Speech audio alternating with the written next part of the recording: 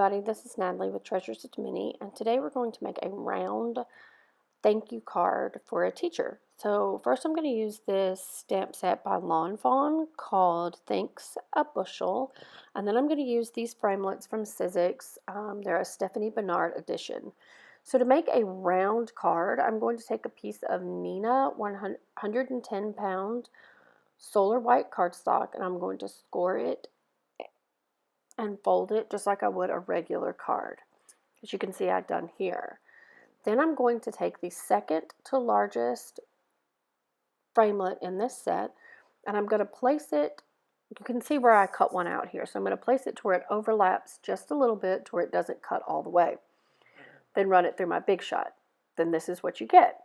But to make it look completely round, I'm going to take the largest framelit from this set, and I'm going to cut out a circle with some Audrey Blue Simon Says Stamp cardstock. From the second largest circle, I'm going to cut a piece from the Perfectly Plaid 6x6 pad by Lawn Fawn. And they're going to stack on top of each other like this, but I'm not going to glue anything together just yet. So now I want to stamp the little bushel of apples, and I'm actually going to stamp that on a piece of Bristol, a Strathmore Bristol, because I'm going to be using my Zig Clean Colors to color this.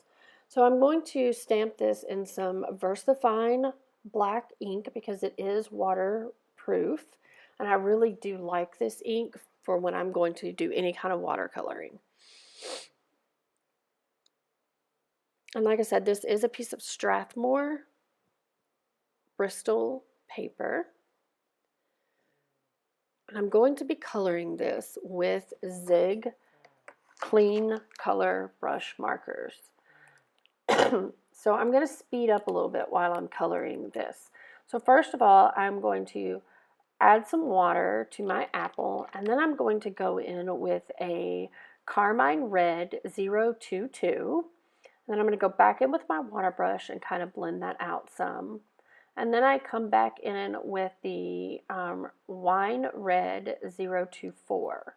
Now you'll see me dabbing it with my paper towel. I kind of take and dab a little bit right where I want the brightest, shiniest part of the apple.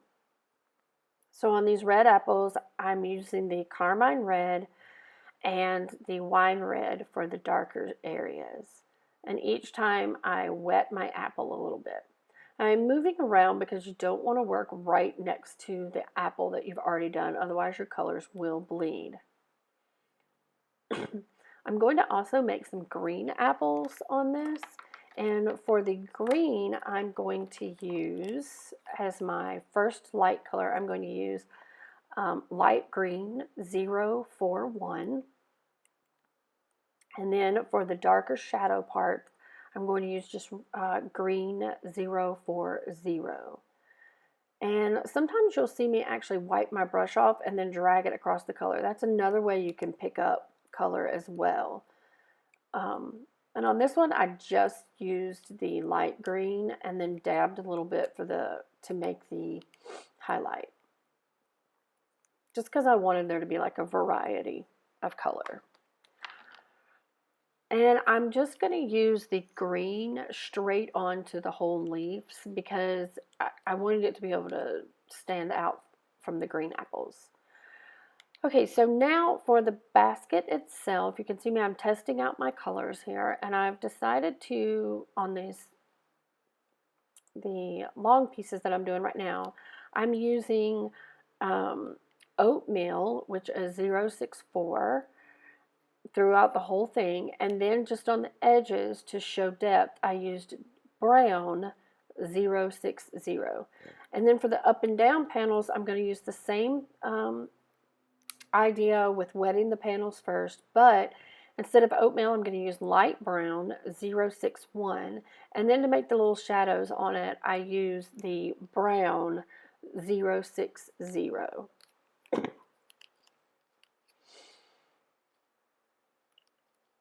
You almost kind of do this like you would do Copic markers. You start with your light, then you kind of go back in and add your darker color. And then I use my water brush just to kind of blend it out a little bit.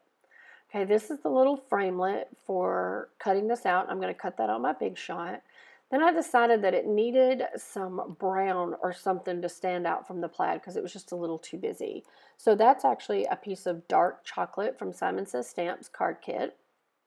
Now I'm going to assemble this, and I'm going to put glue all over my card base, and I'm going to do it from the back, so you kind of like center it up into that Audrey blue circle piece that we cut out. As you can see, I do have Thank You, a bushel over there, but I changed my mind and I'm not even going to use that. But now I'm going to layer on the Perfectly Plaid piece. And that's Perfectly Plaid is from Lawn Fawn. It's not from Simon Says Stamp. I'm sorry. It came in my card kit from Simon Says Stamp this month. Actually, all of my paper did. Now I'm going to glue my little apples onto the dark chocolate piece. And these cardstocks are Simon Says Stamp cardstock. I'm just going to center that up. And I think this dark chocolate just really helps it stand out. So now I'm going to pop these up on some dimensionals. These are some dimensionals from Stampin' Up. I really like them. They're really easy to use and they're not too thick or too thin. So I'm just going to put a good amount of these.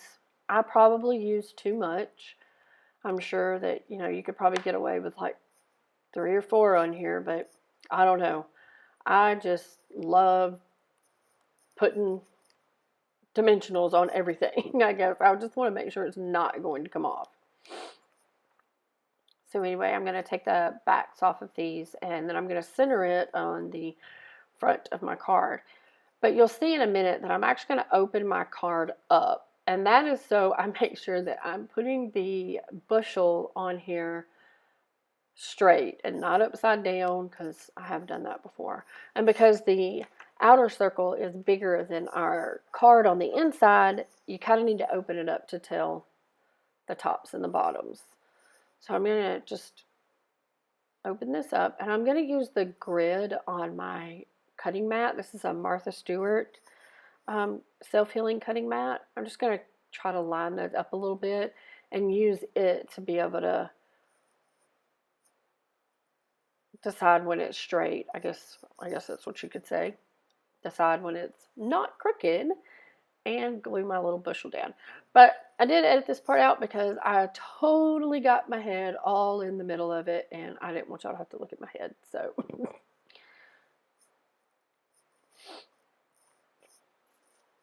all right, there we go. And now I told you that I changed my mind on the sentiment. So my husband actually said, you just need to make that round to where it follows the round. So I cut another piece of the circle and I used the second to largest set. And this is the saying in the Lawn Fawn set. And it says, thanks a bushel. And what I love about clear stamps is that you can manipulate them, especially if you have a MISTI or some kind of stamp block, you can manipulate it. So I just used a circle to kind of manipulate my stamp to where it followed along with the edge of the circle.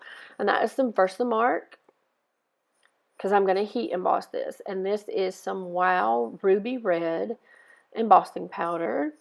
And then I'm just going to hit that with my heat tool until that is ready. And then I'm going to use the circle to kind of cut around the bottom of it. And this is totally freehanding, and it kind of bugs me because I like things to be perfect, but you know, it is handmade. So I just followed around the bottom of the circle, and then I got out one of the, I think this is like the 3rd or the 4th largest circle in the thing, to kind of like lined it up, and again my head, and drew me a little line to kind of have a guide to cut by, so that I know it's not going to be perfect, but it will be closer than I could do just eyeballing it, because I'm not that good at this. So I'm just going to follow this all the way around, And then I'm going to cut, I'm just going to eyeball this too, just cut a little bit off, and I'm going to cut like the little, I don't know, like fish tails or like ribbon ends, I guess, into it. Well, you see what I'm doing. I don't really know what to call it. And this is some Tip Top Taupe from Stime & Says Stamp. And I just felt like the edges needed to be brushed with a little bit darker of a color to kind of help it stand out a little bit. And I thought Tip Top Taupe would be a good color that, you know, isn't too crazy loud, but gives it kind of like gives it dimension. So I'm just going to go around the edges of that, and I'm going to pop this up on some dimensionals. These are not the Stampin' Up! Dimensionals. I will link in below the name of these because I don't really remember it right now, but the only reason I'm using these is because they're smaller. They're like foam dots, but I think they're by Weir Memory Keepers. I'm not positive, but I will link that in the bottom. So I'm just going to add some of these all the way across and then kind of just line it up to the bottom of my card. And there we have it. It is so cute. I just love this little card. But so to make it a teacher card, I am going to stamp on the inside. And this stamp says, for being a good teacher. So it's thanks a Bushel for being a good teacher.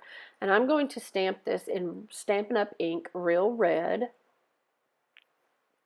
And I had to edit this out too because I totally got my head all up in this. And I know y'all are not watching this to see my hair. And then there was a little stamp set of hearts. And so I just thought it would be cute just to add 3 on each side of a little heart. And that is going to be it for the inside of our card.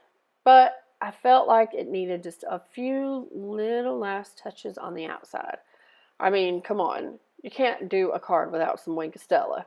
So this is the clear, shiny Wink of Stella. And I will say right now that you do get ink on your brush. So do all of the red ones first, and then kind of scribble your brush off to clean it off, and then do your green. Or the opposite, whichever. But it's real easy to just clean your brush off just by kind of like scribbling a little bit on a piece of paper. And then I felt like I should do 2 little sequins on each side. I will be honest, I actually put sequins all over this and didn't really like any of them. So this is what it came up to. And I'm just using some multi-matte medium. Doing a little AKA card surgery. And that's going to be it for our card today. I really hope you enjoyed making this card with me. You can also find me on Facebook at Treasures of Minnie Craft Corner, and I'm also on Etsy at Treasures of Minnie. I really hope you enjoyed making this card with me today, and if you enjoyed it, please don't forget to give me a thumbs up and hit subscribe so that you can be informed every time I post a new video. Also, I would love to hear your comments about my lighting and the quality of my video because my husband's been working really hard to get this all set up for me, and I think we have finally found the right setup. So any critiques or suggestions are very welcome.